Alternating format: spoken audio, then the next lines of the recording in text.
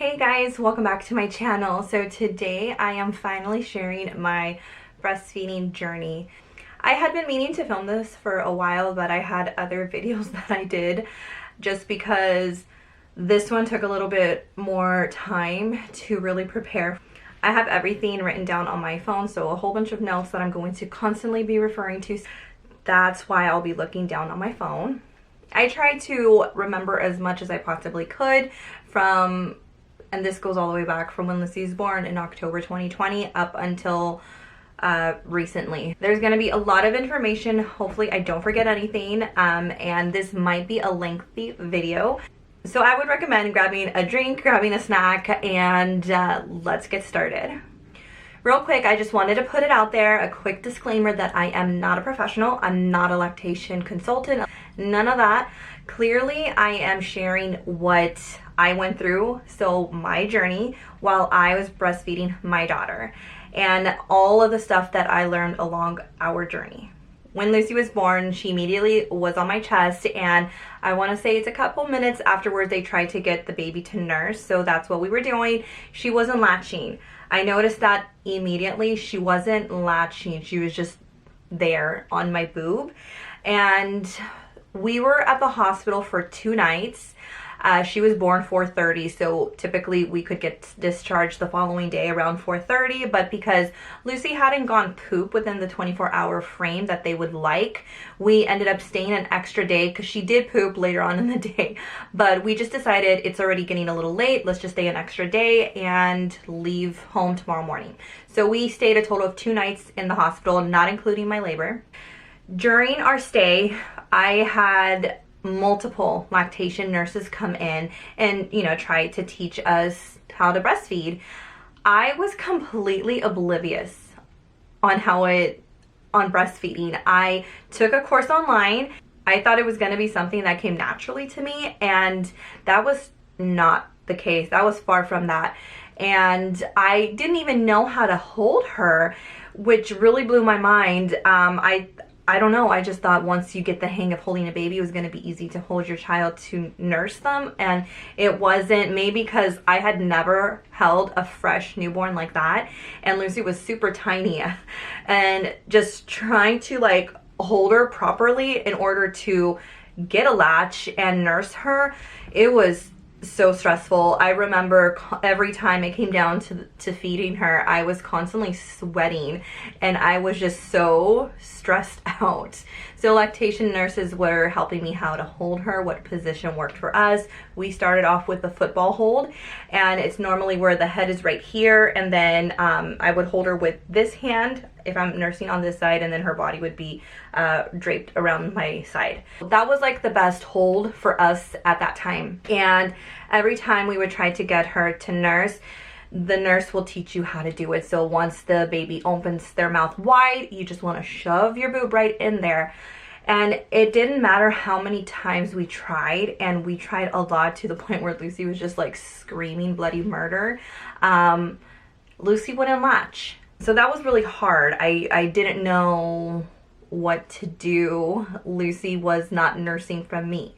Because of that, I was pumping every 2 to 3 hours. We would initially do skin to skin. Then I would try to nurse her. Wasn't latching. We were still trying. And then she was being supplemented with formula. And Lucy was on a higher calorie formula because she was small in weight. Healthy, but they didn't want her to lose an excessive amount of weight since they typically lose weight after they're born. While she's being supplemented with the formula, I would be pumping, and I would get colostrum at that point, and we would then feed her the colostrum. When we were getting discharged, because Lucy did have jaundice, we needed to go back the very next day. And I don't know if all hospitals have this, but at my hospital we did have a department called the newborn center, where you bring your newborn. And I don't know if it's just all newborns in general or babies with jaundice or whatnot, but the newborn center had lactation nurses, and they were going to help you nursing your baby. And since she did have jaundice, when we would go there, they would test the levels of her jaundice, and then we would do the nursing session, right?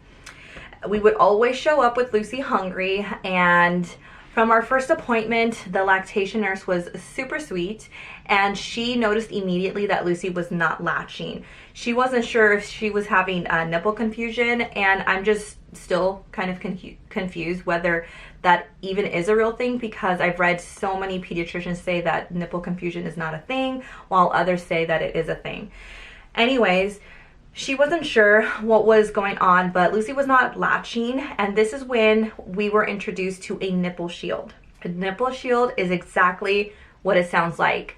A shield in the shape of a nipple. It's clear. I will insert a photo, and you just put it in front, like on your breast, on your nipple area, and it's supposed to hold, and then you just nurse your baby like that. So it kind of mimics a nipple of a bottle, and they're able to like grasp that a lot easier than just your bare nipple. Lucy did a lot better with the nipple shield, and we went home, and that's what we continued doing. We were going to the newborn center. Her first week, we went about five or 4 days straight. Afterwards, we were going every other day until her jaundice began to drop, and then from there we were going once a week until she turned 1 month old. The newborn center was only available for you until your baby turned 1 month. So we took advantage of all the appointments we were given, since I felt like I needed all the help I could get when it came down to nursing my baby. So during the appointments, we would weigh Lucy just in her diaper to see her weight, and then we would start with the nursing.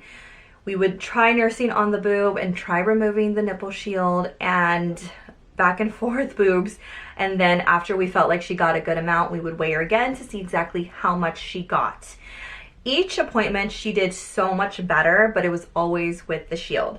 I want to say maybe after about a week and a half to 2 weeks, she finally did take the nipple without the shield, and it was amazing. It was freaking fantastic. I was so thrilled about that, but it was such work to get to that point. Every time we would leave those appointments, we had a plan.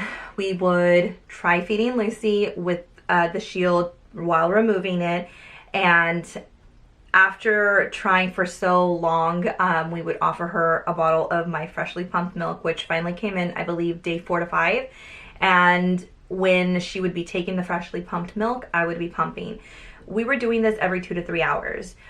Especially in the beginning when her jaundice levels were a lot higher, we were feeding her every 2 hours, and then it was about every 2 to 3 hours.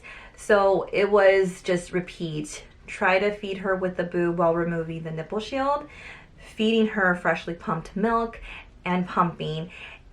The days went by so fast, and it was so exhausting because every time I felt like we were done with our whole little routine, it was almost time to start feeding her again. So it was draining.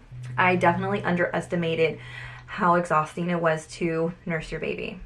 Real quick, it is normal for it to hurt when you're nursing your baby, especially the first few days to maybe about a week or so. I'm not 100% how long it lasts, because your nipples are not used to having, you know, a baby sucking on them. So your nipples will get tough after some time, but I think after it goes about 2 weeks, it should not be painful at all. It's typical for your nipples to chap, to crack, and for it to be very tender. However, I didn't experience any of that, and I think it's because I used the nipple shield. Even after we discarded the nipple shield, I didn't experience any discomfort, so I think the nipple shield was in a way a blessing in disguise. However, if you are experiencing discomfort and your baby is near a month old, I would suggest you meet with a lactation nurse and get some advice, because that is not normal, and maybe your baby isn't latching properly. Your baby might have a tongue tie, a lip tie. Lucy did have a tongue tie, and it did not affect her nursing. We ended up getting it revised just because it was giving her a heart shape on the tip of her tongue, and it's more of an aesthetic, I guess. But if it's not bothering you, you don't need to get any of the ties removed unless your pediatrician recommends that. A few weeks in, Lucy was finally taking the boob without the shield during our appointments at the newborn center. However, every time we would come home and I would try doing the exact same thing, she would not take the boob. Every time I would give her the boob without the shield, she would always make this disgusted face. It was really funny. I just couldn't get her to take the boob without the shield. I hated the shield. I absolutely 1000% hated it. That's why I'm saying it was a blessing in disguise. It was so messy. Milk would leak from the sides if I wasn't holding it in place, and I had to most of the times hold it in place, which left me with only one hand available and the other hand pretty much stuck on holding the shield in place. It had a bit of a gap from where your actual nipple is to where it ended, and so much milk would stay behind stored there that it always ended up being wasted. It was just a huge pain. I really hated it. And of course you need to keep that extremely sanitized since your baby is going to be feeding off of it. So having to wash that every 2 to 3 hours and making sure you're not losing it. If I had to carry it like in the diaper bag, it's so hard to find like an invisible looking thing in a bag. I ended up purchasing, I had gotten one from the newborn center, and then I ended up purchasing one from Amazon that came with a case, so that was very nice to have, especially in the diaper bag. But it was just really frustrating having to use that, and I couldn't wait for the moment that I was able to throw it in the trash. As I mentioned earlier, we ended up going to the newborn center up until Lucy turned 1 month exactly. Each appointment was getting better and better with her latching. I think the last appointment she had latched for majority of the nursing session, which I was so thrilled. It really gave me so much hope because I was so determined to nurse her.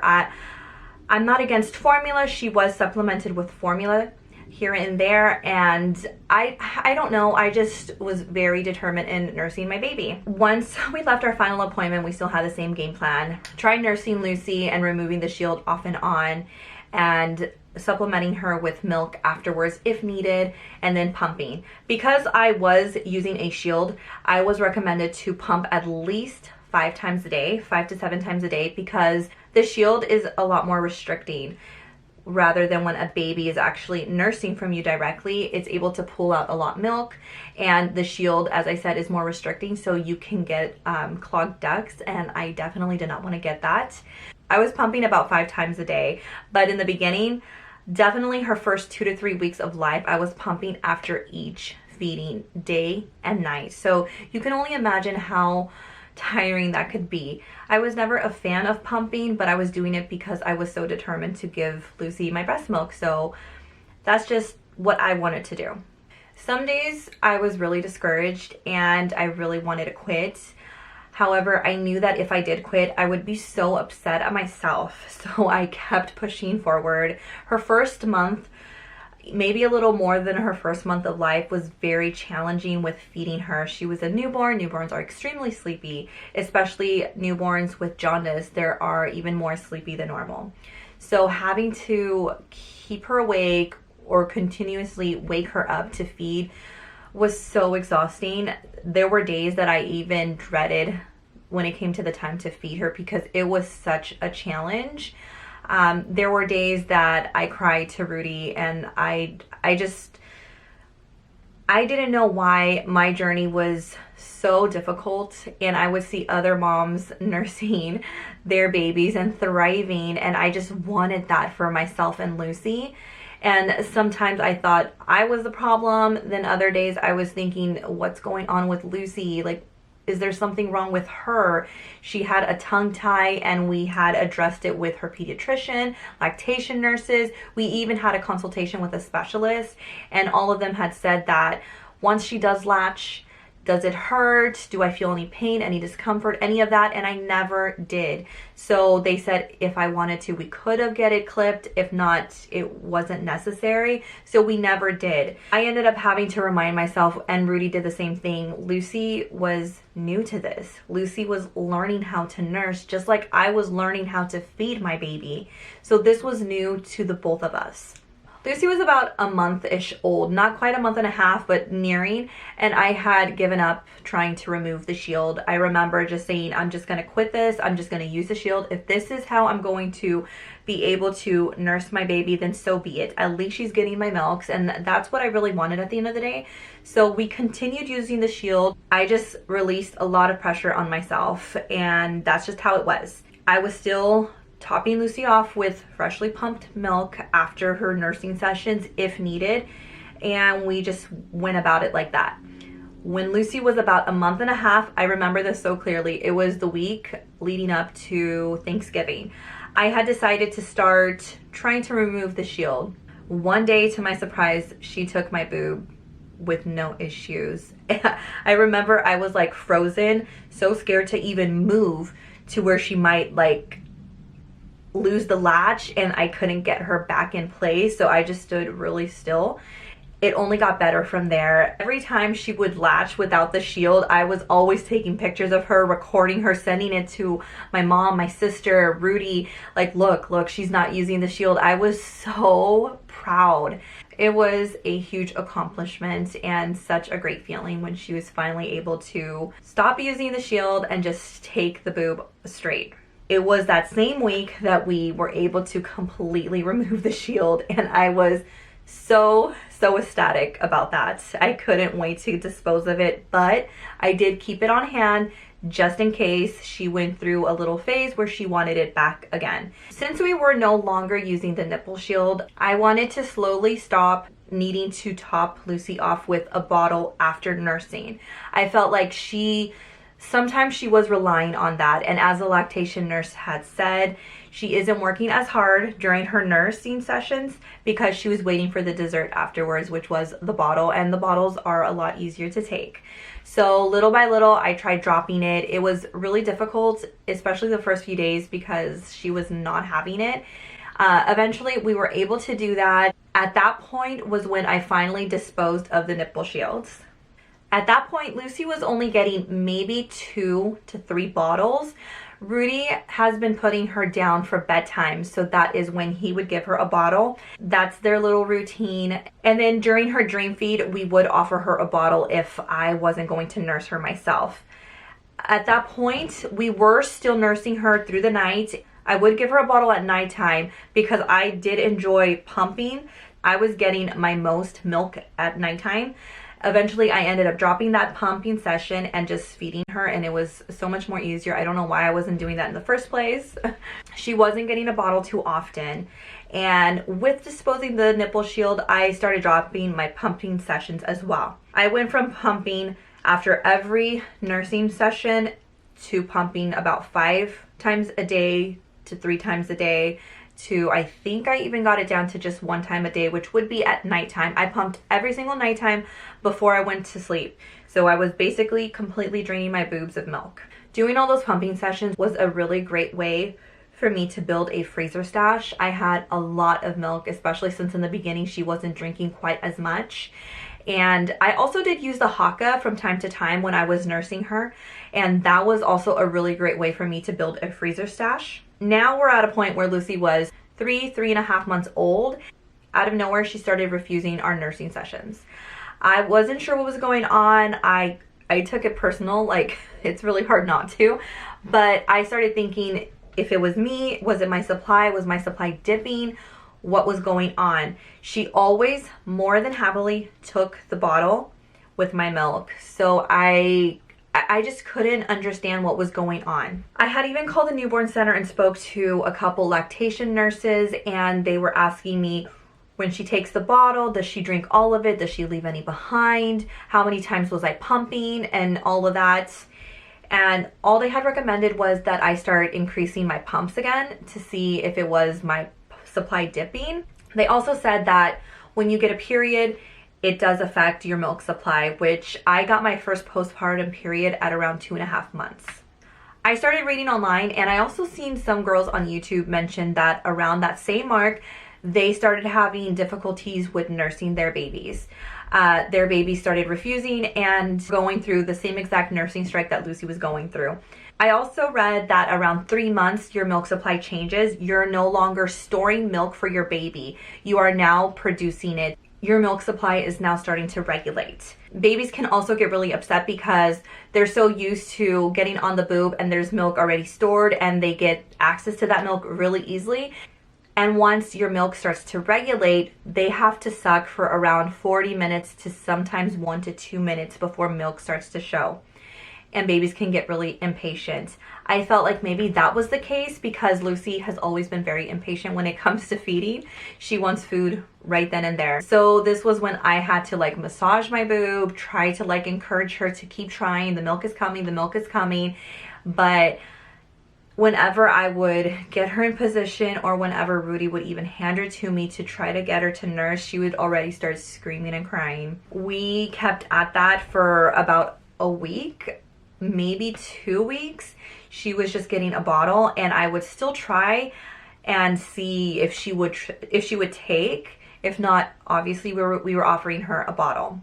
While I was pregnant, the breast pump I purchased was the Spectra 2. It's the pink one. I'll leave a photo. When we came home from the hospital, my hospital did send a pump, which was the Medela Symphony one, I believe. So that's the one that I was using at the hospital, and they sent home, and I just continued using that one while at home since I didn't need to learn how to use my pump. The pump from the hospital wasn't free. I think I had it for free for about 3 months before they would start to charge me. So I sent that back around 2 months, and that's when I started using my Spectra, which I really did enjoy. I didn't enjoy pumping, but it did the job. While Lucy was going through the nursing strike, I was pumping more often, so I ensured my supply wasn't dipping. And it was very challenging because Lucy's naps were kind of unpredictable still. They weren't stabilized at all. So she would wake up a few times throughout the nap, whether she needed to be held, whether she needed me to give her binky bag. So it was very challenging being able to soothe her and whatnot while having bottles in your bra and also being tied down due to the wiring. This was when Rudy decided to invest in the LV wireless pumps. I love them. I love them so much. They are really expensive. You can choose to buy a single or a double, and we went with the double, so that way I can just pump both breasts all at once and get it all done and over with. I think it's a great investment if it's an option for you. I was using them after every nursing sessions because I was so determined to nurse my baby and get her my milk. I was pumping about 5 times a day, maybe a little bit more with my LV pumps, and then at nighttime I was doing my last pump with the Spectra since it is a more hospital grade pump. It was able to get a lot more milk out and more efficiently than the LV. The LV was very handy. It worked out great because I was cordless.